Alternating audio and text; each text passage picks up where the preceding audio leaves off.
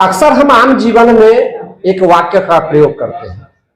वो वाक्य है, जब नाश मनुष्य पर छाता है तो पहले विवेक मर जाता है।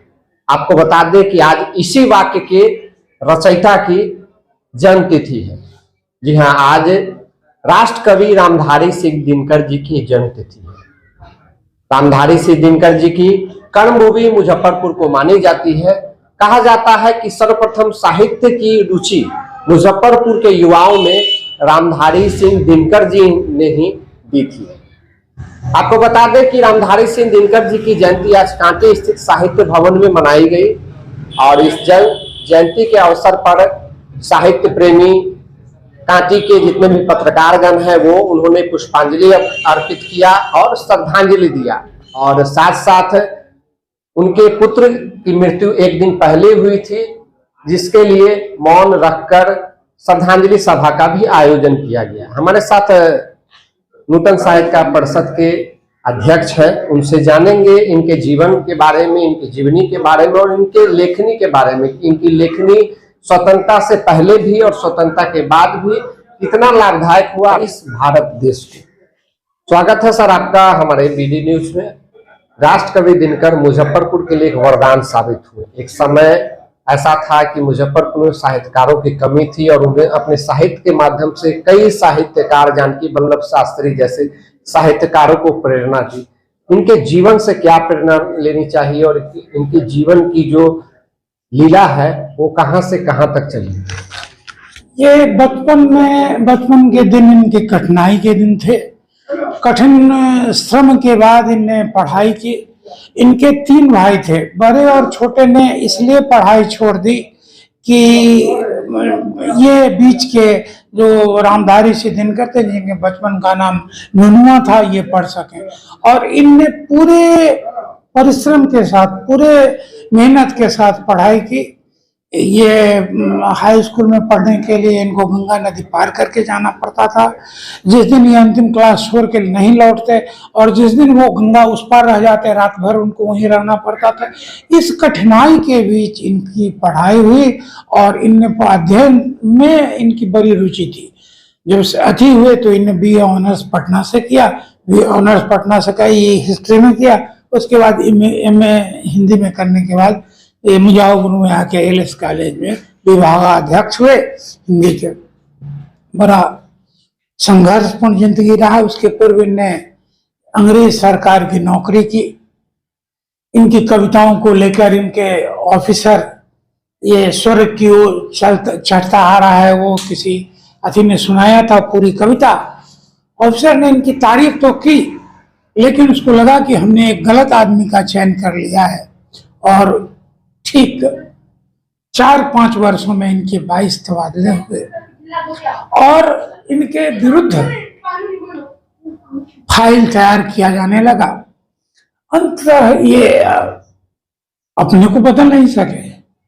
बदलियां हुई लेकिन इनकी लेखनी की धार नहीं बदली। आपके कहने का मतलब कि इनके शब्द के प्रहार से अंग्रेजी शासक कहीं न कहीं डरे थे। हाँ, डरे थे, सहमे थे और उनको लगा था।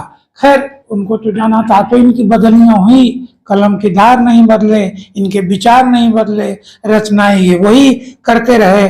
और 1952 में तो LS कॉलेज में रहे। उसके बाद ये राज्यसभा के सदस्य हो गए और अपनी भावना को, अपनी लेखनी को ये तब भी नहीं रोके। जिस पार्टी में थे उसमें जो गलतियां होती थी उसके अगेंस्ट में इनकी वाणी मुखर हो जाती थी। और इनके तो कुछ शब्द ऐसे महत्वपूर्ण थे। मैंने आपसे कहा कि राम वृक्षमणिपुरी ने इनकी एक रचना के बारे में कहा कि विश्व साहित्य के पटल पर उसे रखी जाए तो वह उच्च, चाहे जिस भाषा की रचना हो उसमें उच्च श्रेणी की रचना वो मानी जाएगी। वही जो श्वानों को मिलता दूध वस्त्र, भूखे बालक कुलाते हैं, माँ की हड्डी से चिपक टिटोर जारे की रात बिताते हैं, पापी महलों का अहंकार देता है मुझको आमंत्रण। उस बीच में एक है कि युवती का वसन में जब ब्याज चुकाया जाता हो, समझे ना, मालिक जब तेल फुलेलों पर पानी सा द्रव्य बहाता हो, ऐसे में सचमुच पापी महलों का अहंकार देता है मुझको आमंत्रण। इनने लिखा और इनने ऐसी बहुत सारी बातें लिखी, जैसे क्या सुनूं सिंधु में गर्जन तुम्हारा, स्वयं युग धर्म का हुंकार हूं मैं। एक बात जो हम लोग कहते कहते छूट गई, इनकी मृत्यु चेन्नई में हुई थी। वो बालाजी के मंदिर में जाके इनने पूरे रश्मिरथी का पाठ किया था, श्रोताओं की भीड़ जुट गई थी, और वहीं के अस्पताल में इनकी मृत्यु हुई। इनने अपने मरने के, ये जब जा रहे थे वहां देखने, तो इनसे कहा कि मेरे लिए प्रसाद लेते आना। तो उस मित्र को कहा था कि मैं जो लाऊंगा वो तुम्हारे लिए नहीं होगा, तुमको पचेगा नहीं। वो यहाँ से दृढ़ संकल्पित थे। अंत में उनने लिखा था हारे के हरि नाम, जो उनकी किताब है, वो सबसे अंतिम किताब है हारे के हरि नाम, समझे ना। और उस समय वो थोड़ा लगा कि अब तक जो हमने किया वो बहुत अच्छा नहीं किया, इसको लेकर उनकी किताब आई हारे के हरि नाम। ऐसे वो ओज के कवि थे। और श्रृंगार पर जब चर्चा होती है तो श्रृंगार में भी अद्वितीय थे। उर्वशी की रचना कर उनने यह साबित कर दिया कि श्रृंगार भी उनकी लेखनी से इस कदर टपकती है कि वो क्या कहते हैं, उर्वशी की चर्चा की, जिस पर 1972 में ज्ञानपीठ पुरस्कार उनको मिला था। ज्ञानपीठ पुरस्कार, ऐसे तो और भी कई पुरस्कार उनको मिले। ज्ञान पूरे परिवार का भार उनके हाथ में था। बीच में जवाहरलाल नेहरू से दोस्ती थी, लेकिन जब उनने उन्हीं के अगेंस्ट में पढ़ दिया कि ये लोग ना जो इसको यहाँ जाने दे, इसको सर दे, उनके शांति नीति के अगेंस्ट में मल्लिकार्जुन थे। और वो थे मल्लिकार्जुन को वो समय उनके साथ कोई था जो ये इनको लगा कि भाई ये आदमी क्या कह दिया। खैर उसके बाद वो में ये क्या कहते हैं, भागलपुर में तिलका माझी अथी में वाइस चांसलर थे। अच्छा, मुजफ्फरपुर को उनकी कर्म भूमि कहा जाता है। मुजफ्फरपुर कर्म भूमि है उनकी। कई पुस्तकें उन्होंने यहाँ से लिखी। संस्कृति के 4 अध्याय, रश्मिरथी, उर्वशी उन्होंने यहीं से लिखी। तो आप जैसे उन्होंने पद की भी रचना की, गद्य की भी रचना की, कई कविताएं लिखी, तो आप उन्हें किस रूप में देखते हैं? सबसे अच्छे वो किस रूप में नजर आते हैं, गद्य में, पद में? सबसे बड़ी बात उनकी स्पष्टवादिता थी। वो हृदय की भावना को रोक नहीं पाते थे। मैं आपसे पूछना चाहता हूं कि जब उनने जवाहरलाल नेहरू के विरुद्ध में कविता पढ़ी होगी, जब उनने अंग्रेज के विरुद्ध रचनाएं लिखी होगी, तो परिवार ने तो पूछा होगा, गांव के लोगों ने तो पूछा होगा कि तुम अपना जीवन यापन कैसे करोगे। लेकिन उस आदमी की विचारधारा, उसकी भावना नहीं बदली। यह सबसे बड़ी बात है कि उनने अपने विचार से समझौता नहीं किया। कष्ट रहा। आपके नजर में किस रस के कवि हैं? वीर रस, श्रृंगार? दोनों ही, राग और श्रृंगार और वीर, दोनों ही। सबसे सटीक किस रस में नजर आते हैं? तो सबसे सटीक तो वीर रस की रचनाएं हैं। हमने भूषण के बाद अगर कोई रचना लिखी है वीर रस की तो रामधारी सिंह दिनकर। आपके नजर में सबसे प्रचलित और आपको खुद सबसे अच्छी रचना कौन सी लगती है? बहुत सारी रचनाएं हैं। आज तो मैं आपको कहूँ कि कलम आज उनकी जय जो आप पढ़े, जलास्तियां बारी बारी छिटकाई जिनने चिनकारी, चढ़ गए जो पुण्य वेदी पर लिए बिना गर्दन का मोल, कलम आज उनकी जय बोल। दीप सिखाएं, क्या कहते हैं, उगल रही लपट दिशाएं। तो कलम, आज तो मेरी इच्छा हो रही है कि मैं अपनी कलम से उनका जय बोलूं जिनका साहित्य में इतना बड़ा अवदान है।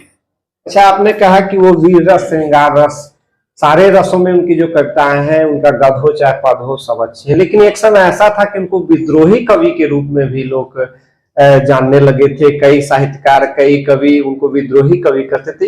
इसको किस नजरिए से आप देखते हैं? कुछ लोग उनको विद्रोही कवि कहते थे, कुछ लोग उनको जन कवि कहते थे, कुछ लोग राष्ट्र कवि कहते थे। मैं मानता हूं कि विद्रोही भी थे, जन कवि भी थे और राष्ट्र कवि भी। क्या संदेश रहेगा लोगों को? दिनकर की आज जन्म तिथि है, जयंती है आज। इस अवसर पर आज के युवाओं को, जो सोशल मीडिया युग के युवा है, व्हाट्सएप ग्रुप के युवा है, फेसबुक के युवा है, उन युवाओं को क्या कहेंगे कि जो चिट्ठी पत्री, लेखनी, किताब, इन सब से दूरी बना के आजकल रख रहे हैं? उन युवाओं को क्या कहेंगे? सिर्फ इतनी ही सी बात कि आप अपनी भावनाओं को दबाए नहीं। सामाजिक प्रेशर में, सामाजिक अति से अपनी भावनाओं को दबाए नहीं, और जो आपको अच्छा लगता है वही निर्णय अच्छा होगा। आप हृदय से पूछें और वही करें। जी बिल्कुल, चंद्रभूषण सिंह चंद्र वरिष्ठ साहित्यकार थे। इन्होंने कहा कि अपनी भावनाओं को दबाए नहीं, अपनी भावनाओं को पटल पर आने दें, और इसका सबसे अच्छा माध्यम है साहित्य में रुचि रखें, लेख लिखें, अपनी कविताएं लिखें, अपने गद्य को लिखें, जिससे क्या होगा कि आपका सर्वांगीण विकास होगा, आपकी लेखनी तेज होगी और कई तरह के फायदे होंगे। फिलहाल हम नूतन साहित्यकार परिषद के साहित्य भवन में हैं, जहां राष्ट्रकवि दिनकर जी की जयंती मनाई गई। हमारी बीडी न्यूज की भी टीम राष्ट्रकवि दिनकर जी को श्रद्धांजलि अर्पित करती है। शादी का फर्नीचर सेट सिर्फ 34,500 से स्टार्ट। विशेष जानकारी के लिए अफजल फर्नीचर के यूट्यूब चैनल पे विजिट करें।